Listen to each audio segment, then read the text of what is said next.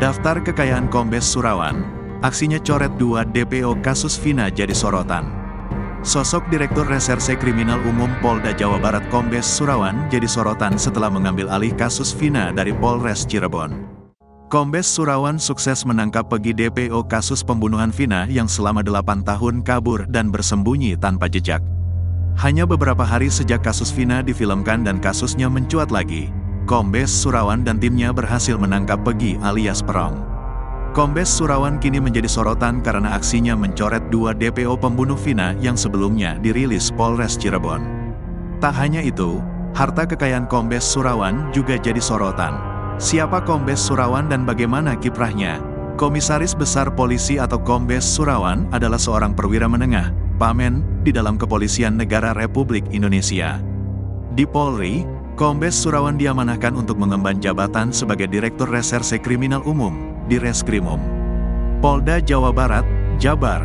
Calon Jenderal Bintang 1 ini sudah menduduki posisi sebagai Direskrimum Polda Jabar sejak Juni tahun 2023. Sepanjang karirnya, Kombes Surawan juga pernah menjabat sebagai Direskrimum Polda Bali. Rekam jejak Surawan juga tak main-main, di aman berbagai kasus kejahatan sudah pernah ia tangani.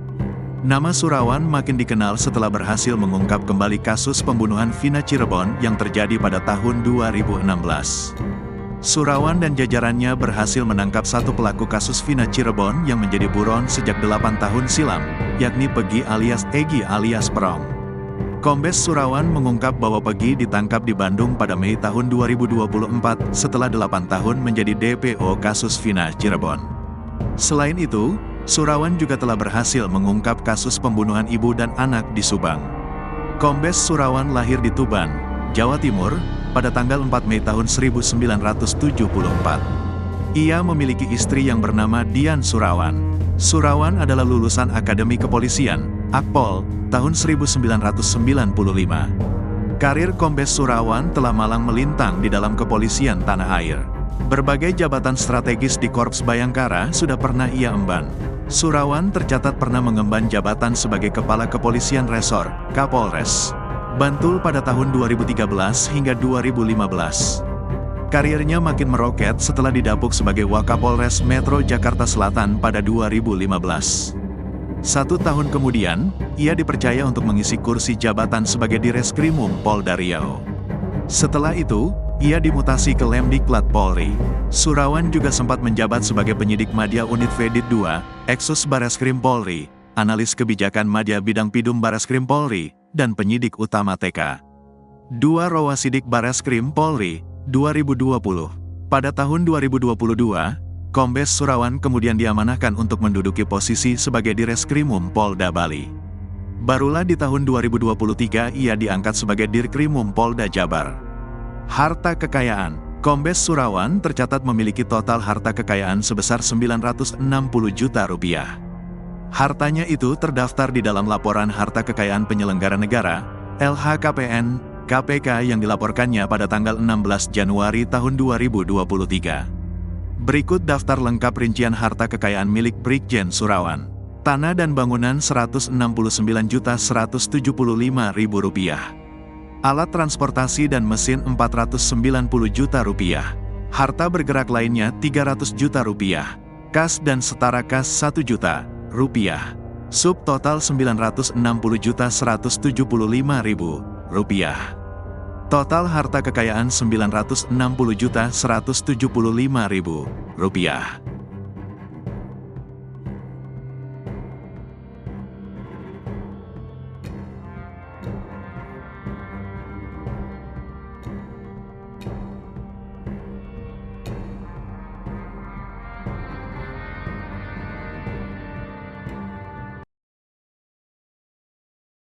Harta Brigjen Indra Jafar disorot usai DPO Pegi ditangkap sebagai pembunuh Vina Cirebon. Harta kekayaan Brigjen Indra Jafar jadi sorotan setelah kasus Vina Cirebon mencuat. Brigjen Indra Jafar adalah perwira polisi dulu menangani kasus pembunuhan Vina saat masih menjabat sebagai Kapolres Cirebon dengan pangkat AKBP. Indra Jafar terakhir kali melaporkan harta kekayaannya pada 2018 saat menjabat sebagai Kapolres Jakarta Selatan. Dari data LHKPN 2018, Indra Jafar tercatat memiliki harta sebesar 2,1 miliar rupiah, atau tepatnya 2.141.518.182 rupiah. Kasus pembunuhan terhadap Vina dan pacarnya, M. Rizky Rudiana atau Eki, di Cirebon pada tahun 2016 kini kembali menghebohkan publik. Terbaru, Polda Jabar menangkap DPO bernama Pegi alias Perong yang diduga sebagai otak pembunuhan kasus Vina Cirebon. Kasus pembunuhan terhadap Vina dan Eki di Cirebon 8 tahun lalu terus jadi pembicaraan hangat. Pasalnya, kasus pembunuhan berencana itu belum tuntas diselesaikan. Berbagai hal berkaitan dengan kasus ini pun menjadi sangat disoroti warganet, terutama bagi kepolisian. Saat itu kasus tersebut ditangani oleh Kapolres Cirebon Kota, saat itu AKBP Indra Jafar. Seperti apa penanganan kasus Vina Cirebon pertama kali? Dikutip dari Tribun News, Indra Jafar menceritakan kronologi kasus yang ditanganinya dulu. Ia mengatakan bahwa Vina dan Eki mulanya tengah berkeliling bersama rekan geng motor. Setibanya di SMP Negeri 11 Kota Cirebon, mereka dilempar batu oleh kelompok geng motor lain.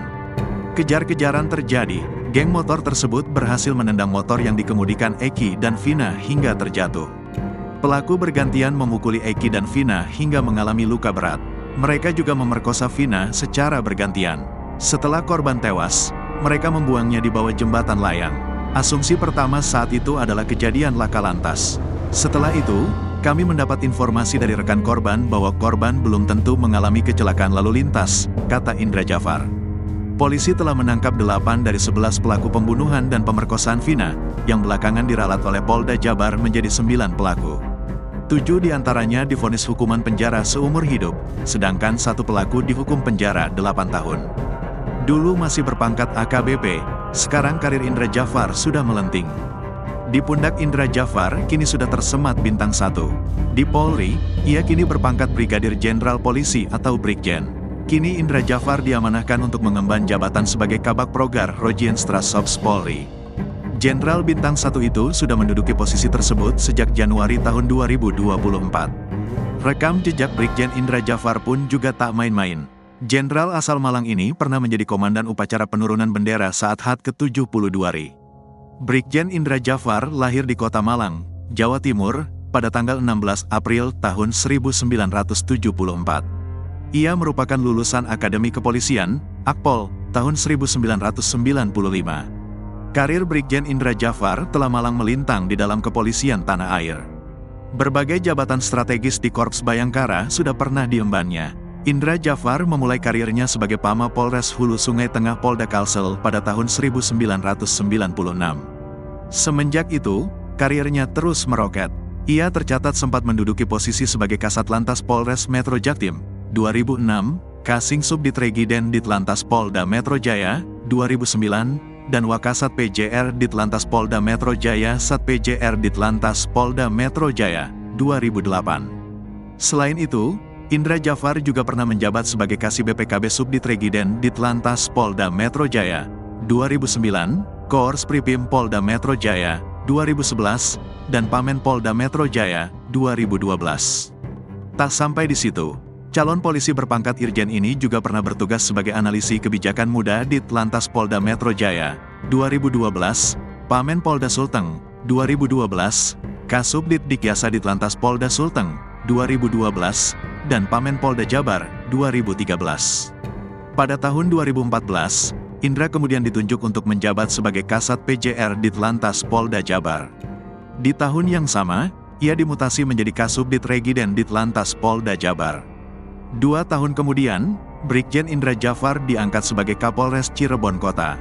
Lalu, ia ditunjuk untuk menjadi Wadir Lantas Polda Metro Jaya pada tahun 2016.